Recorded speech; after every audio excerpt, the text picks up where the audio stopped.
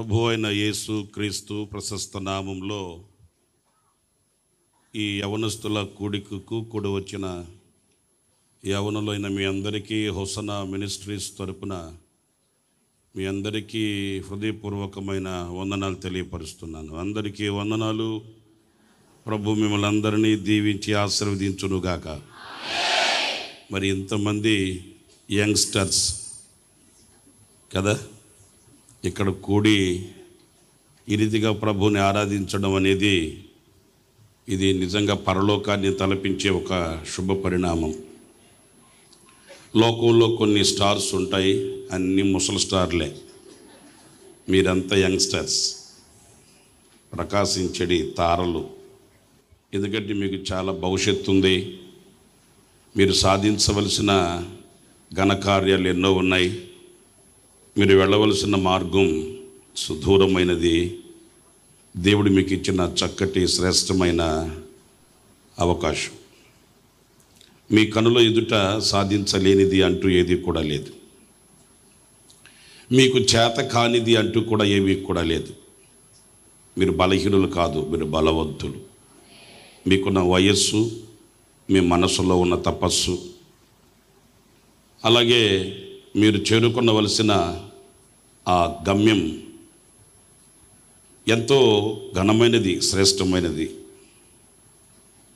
అందుచేత ఈ యవ్వన ప్రాయాన్ని సరిగా లీడ్ చేసుకోకపోతే, గైడ్ చేసుకోకపోతే, నడిపించుకోలేకపోతే చాలా పోగొట్టుకునే వాళ్ళు అవుతారు. ప్రకాశించవలసిన తారలుగా ఉండవలసిన వాళ్ళు, రజ్జువలల్లి పరిమళించవలసిన వాళ్ళు సతికిలబడితే అంతకంటే అవమానకరమైనది, దుర్లభమైనది మరొకటి లేదనేది మీరు గుర్తించాలి. ఏదో యవనస్తుల కూడికల్లో పాలు పొంది మరి ఒకరినొకరు పలకరించుకుంటూ, ఒకరికి ఒకరు పరిచయాలు చేసుకుంటూ, ఒకరి ఫోన్ నంబర్లు ఒకరు తీసుకొని తర్వాత మనం మిస్డ్ కాల్స్ ఇచ్చుకుందాం అనుకుంటే మిస్ అయిపోతారు. ఇది మీ ఆధ్యాత్మికమైన జీవితానికి ఒక చక్కటి పునాది వేసుకొనవలసిన శుభతరుణం. శ్రేష్టమైన సందేశం మీకు అందిస్తారు దైవజనులు. ప్రతి మాట ఆణిముత్యం. పుస్తకంలో, చేతి మీద, ఫోన్ బుక్లో కాదు, మీ మెత్తని హృదయాల మీద ఆ దేవుని మాటల్ని మీరు వ్రాసుకోవాలి. హృదయంలో వాక్యం ఉంటే మీ అడుగులు సరిచేయబడతాయి.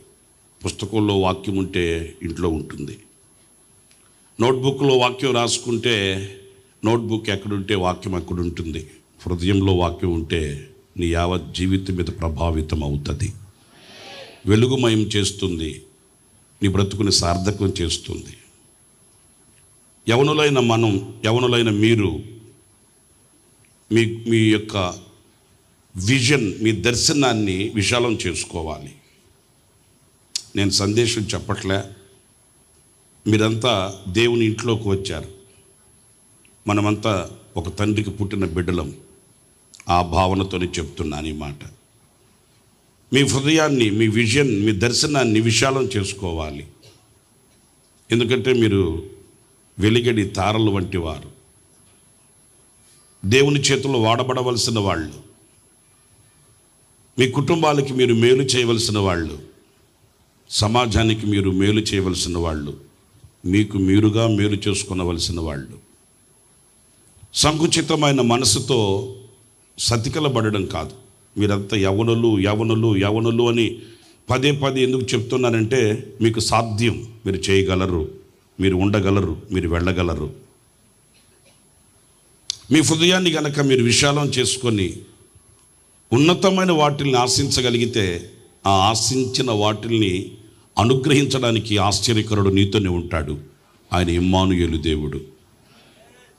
ఏనాడైతే మన హృదయాన్ని మనం సంకుచితం చేసుకొని, నేను చేయలేను, నేను ఉండలేను, నేను రాలేను, నేను వెళ్ళలేను, నా వల్ల కాదు అని ఎప్పుడైతే మన శక్తి మీద మనం ఆధారపడి సతికిలబడతామో, దేవునికి, దేవుని కార్యాలకి మనం యోగ్యులము కాదని విషయాన్ని గుర్తించాలి.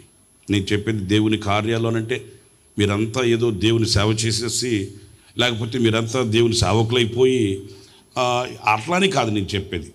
ఇక్కడ చదువుకునే పిల్లలు ఉన్నారు, ఉద్యోగాలు చేసుకునే వాళ్ళు ఉన్నారు, వ్యాపారాలు చేసుకునే వాళ్ళు ఉన్నారు, చిన్న చిన్న చేతి పనులు చేసుకునే వాళ్ళు కూడా ఉండొచ్చు, కాదనట్లేదు. అయితే మీరు పూనుకొనిన రంగంలో మీరు ఒక ఘన విజయాన్ని చూడాలి. మీరు పూనుకొనిన దానికి న్యాయం చేయగలగాలి. మీరు ఉద్యోగమే చేసినా, చేతి పనే చేసినా, చదువుల రంగంలోనే ఉన్నా, లేదు దేవుని ఉన్నతమైన పిలుపు కలిగి దేవుని పరిచర్యకే మీరు నిలిచిన, ఏది మీరు పట్టుకున్న దానికి న్యాయం చేయగలగాలి. అందులో ఆ ఉన్నతమైన స్థానానికి మీరు చేరుకోగలగాలి. ఆ విజన్, ఆ దర్శనం, ఆ ఆశ మీ గుండెల్లో ఇప్పుడే కలగాలి. మీకు చిన్న మాట చెప్తాను చూడండి. నాకు ముందు 2 ఆడవాళ్ళు, నాకు 2 అక్కలు ఉన్నారు. వాళ్ళ తర్వాత నేను పుట్టా. మరి నాకంటే ముందు 2 ఉన్నారు కదా, నాకు నచ్చట్లే. నేనే ముందుండాలి, నేనే పెద్దోడిని కావాలి అని నేను అనుకుంటే కుదురుతుందండి?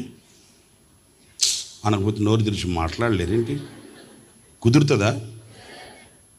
నేను ముందు పుట్టాలి, నేను ముందుండాలని నేను అనుకుంటే కుదురుతుందా? చెప్పరేంటి? నేను జ్యేష్ఠుడిని కావాలి, ఆ జ్యేష్ఠత్వం నాకు కావాలంటే కుదురుతుందండి? మరి కుదరని దాని కొరకు యాకోబు ఎందుకు పోరాడాడు? తనకు తెలుసు కదా కుదరదని. ఒకవేళ యాకోబు గారు ఉంటే నేను అడుగుతాను, ఏమయ్యా బాబు అది ఎలా కుదురుతుంది ఏంటి? యాకోబు గారు నాకు సమాధానం చెప్తాడు, కుదరదని నాకు తెలుసు, కానీ ప్రయత్నం చేస్తా. ప్రయత్నించే వానికి అవకాశం దొరుకుతుందండి. ఈ మాట మీ గుండెల్లో పెట్టుకోండి. యాకోబుకు తెలుసు కదా,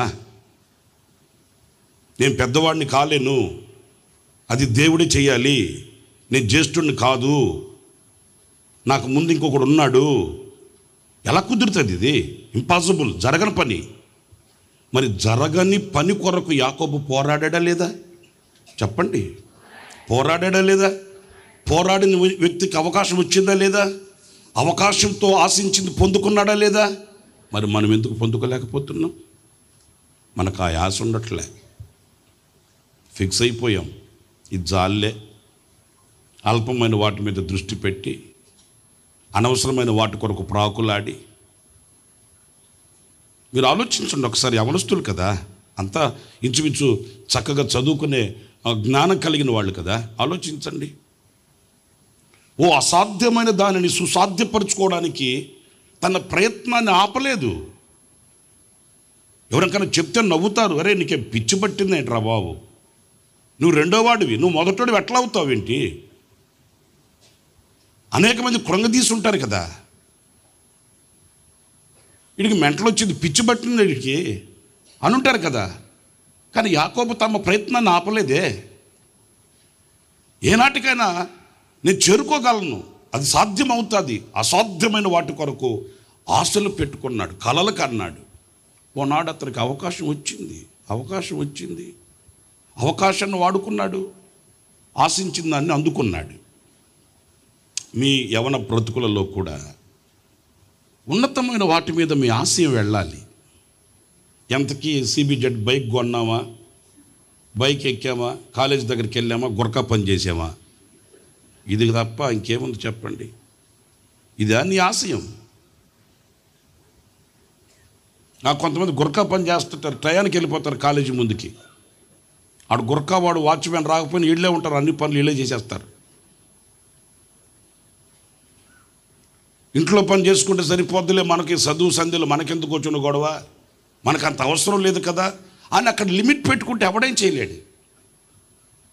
నీ ఆశయం ఉన్నతమైన వాటి మీదకి వెళితే ఆశీర్వదించడానికి, నీకు శక్తిని ఇవ్వడానికి, నువ్వు ఆశించిన దానికి అవకాశం ఇవ్వడానికి దేవుడు ఎప్పుడు సిద్ధంగా ఉంటాడు. నీకు చిన్న మాట కూడా చెప్పి ముగించేస్తా. కనులు మందగిలిన వాడై మడత మంచం మీద మడత శరీరంతో పాపం పడుకొని తండ్రి కొడుకుని పిలిచి చెప్పాడు, వేటాడిన మాంసం తీసుకుని వస్తే తిని నిన్ను ఆశీర్వదిస్తాను అని చెప్పాడు. ఎవరికి? ఏసావా? ఏసావు కాదు. సావేంటి? స్పష్టంగా మాట్లాడండి. మన తెలుగు వాళ్ళమే, ఇంగ్లీష్ వాళ్ళం కాదు. ప్రార్థన శాస్త్రవా అన్నా అనడానికి. తెలుగు వాళ్ళు స్పష్టంగా మాట్లాడండి. పేర్లు కూడా ఏ షావు అంటారు. ఏ షావు కాదు, తల్లె ఏసావు. కొంచెం ఈ మధ్య తెలుగు ఇంగ్లీష్ రెండు మిక్స్ అయిపోతున్నాయి. ఓకే, మాంసం తీసుకుని వస్తే భోంచేసి నేను ఆశీర్వదిస్తాను అన్నాడు. వెళ్ళాడు. వెంటనే తల్లి ఎంటర్ అయిపోయింది. తల్లి ఎంటర్ అయిపోయి యాకోబుని పిలిచి యాకోబుకి విషయం చెప్పింది. ఇక్కడ మీరు గమనించండి, ఎందుకు తల్లి అలా ప్రవర్తించింది? ఎందుకు ప్రవర్తించిందంటే యాకోబు ఈ చిన్నవాడైన యాకోబు గుండెల్లో ఉన్న ఆశ ఏంటో తల్లికి తెలుసు. జాగ్రత్తగా వినాలి మీరంతా, సరదా కోసం కాదు. యాకోబు చిన్నవాడి గుండెల్లో ఉన్న ఆశ ఏంటో తల్లికి తెలుసు. వెంటనే తల్లి, అరే ఈడి ఆశ ఇది కదా, ఎప్పుడు జ్యేష్ఠుడు కావాలి నేను ముందుండాలనుకుంటాడు కదా, వీడికి ఒక అవకాశం వచ్చింది ఇది అని వెంటనే తల్లి సహకరించింది. వెంటనే యాకోబు దీవించబడడానికి, జ్యేష్ఠత్వాన్ని పొందుకోవడానికి కావలసిన వసతులన్నీ సమకూర్చింది. ఎందుకని? యాకోబు హృదయంలో ఉన్న ఆ వాంఛ, ఆ ఆశయం తల్లికి తెలుసు. ఒక్క మాట ఇక్కడ నేను మీతో చెప్పాలి. అలాంటి ఆశయం కలిగిన వారికి కుటుంబీకుల యొక్క సహకారం ఉంటుందండి, పెద్దల యొక్క సహకారం ఉంటుందండి. తల్లి వెంటనే గుర్తించే అవకాశాన్ని సద్వినియోగం చేసుకోవడానికి యాకోబును పురుకొల్పింది. మరి నిన్ను పురుకొల్పే వాళ్ళు ఎంతమంది ఉన్నారు? నిన్ను ప్రోత్సహించే వాళ్ళు ఎంతమంది ఉన్నారు? కడుపు కట్టుకొని, నోరు కుట్టుకొని, కడుపులో కాళ్ళు పెట్టుకొని, తినకపోయినా, కట్టనా ఉండకపోయినా కష్టపడి రెక్కల ముక్కలు చేసి, రక్తాన్ని ఆవిరి చేసి, ఉన్న పైసలు తీసుకుని వచ్చి నీకు ఖర్చు పెట్టి నిన్ను ఒక ఉన్నత స్థితిలో చూడాలనుకొని కలలు కనే కన్న తల్లిదండ్రులు నీకు పెట్టుకొని ఆ అవకాశాన్ని నువ్వు ఎందుకు ఉపయోగించుకోలేకపోతున్నావు?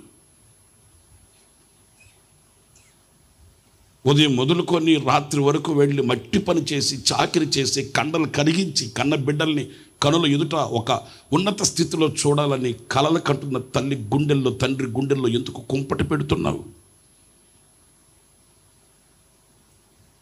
వాళ్ళు ఎన్ని రోజులు కడుపు కట్టుకొని, నోరు కుట్టుకొని, ఆకలితో మంచినీళ్ళు పడుకుంటున్నారు మీకు తెలుసా? నీ ఆశయాలు దేని మీద? నువ్వు ఎక్కడికి వెళ్ళాలని, ఎక్కడ చేరుకోవాలని, ఉన్నతమైన వాటిని చేరుకోవాలని ఆశ నీకుంటే నీకు ప్రోత్సహించే వాళ్ళు లేరా? నిన్ను ప్రోత్సహించి ముందుకు తీసుకునే వెళ్ళేవాళ్ళు, సహకరించే వాళ్ళు లేరా? నీ ఇంట నీ తల్లిదండ్రులు ఉన్నారు, సంఘంలో సేవకులు ఉన్నారు, నీ మేలు కోరిన ఆత్మీయులు ఉన్నారు. ఇంతమంది సహకారం నీ కొరకు ఎదురు చూస్తుంటే నువ్వు అల్పమైన వాటి మీద మనసు పెట్టి అక్కడ నిలిచిపోవడం ఏంటి? నీ కొరకు ఎంతమంది కలలు కంటున్నారో, నువ్వు ముందుకొస్తే నీకు చేయూతనివ్వడానికి ఎంతమంది నిలిచి ఉన్నారో నీకు తెలుస్తుందా? తెలియట్లేదు. ఎంతకి ఆ సెల్ ఫోన్ ఒకటి పెట్టుకోవడం అదే లోకమైపోయింది.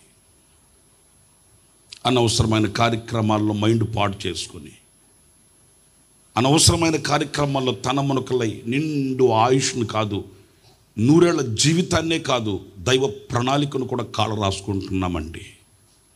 మీరంతా నా తమ్ముళ్ళు, నా చెల్లెలుగా భావించి, నా రక్త సంబంధికులుగా, దేవుని ఇంటిలో ఉన్న, ఒక ఇంట్లో ఉన్న సహోదరులుగా భావించి నేను ఈ మాట్లాడుతున్నాను, అధికారంతో కాదు. యాకోబు ఆశ ఎరిగిన తల్లి సహకరించింది. అవకాశం రాగానే వెంటనే ఆ తల్లి యాకోబుకు చేయవలసినవన్నీ చేసింది. ఎందుకంటే ఆ ఆశయం కలిగిన వ్యక్తి కదా. నేను అంటాను, అదే ఏసావుకి ఎందుకు చేయలేకపోయింది? అతనికి వీటి మీద ఆశ లేదు. ఎంతసేపటికి యూత్ మీటింగ్కి వచ్చామా, బయట కూర్చున్నామా, ఆళ్ళవైపు వీళ్ళ మొఖం చూసామా, ఆ సెల్ ఫోన్లో రికార్డ్ చేసుకున్నామా, సెల్ ఫోన్లో ఫోటోలు తీసుకున్నామా, సెల్ఫీలు తీసుకున్నామా, వెళ్ళామా? ఈ సెల్ఫీ పిచ్చే. కానీ మీరు ఆలోచించండి, మీకు ఇంతమంది సహకారం సమృద్ధిగా ఉండగా మీరు ఆ ఆశయం కలిగి ఉండలేకపోవడం ఎంత కుంటితనం, ఎంత గుడ్డితనం, ఎంత చెవిటితనం, ఎంత మోగతనం ఆలోచించండి. అంచేత నా హృదయపూర్వకంగా మిమ్మల్ని దీవిస్తూ మీ భవిష్యత్తు ఫలభరితంగా ఉండాలని మనసారా ప్రార్థిస్తూ దేవుని వాక్యం మీ యొద్దకు వస్తుంది. తెరవబడిన హృదయంతో వాక్యాన్ని గుండెల్లో చేర్చుకోండి. వాక్యంతో మీ బ్రతుకును కట్టుకోండి. నిండు నిరుళ్ళ జీవితం ప్రభు కొరకు సాక్షిగా ఉండాలని మనసారా కోరుకుంటూ ప్రార్థిస్తూ ఈ మాటలు ముగిస్తున్నాను. ప్రభు మిమ్మల్ని దీవించుగాక.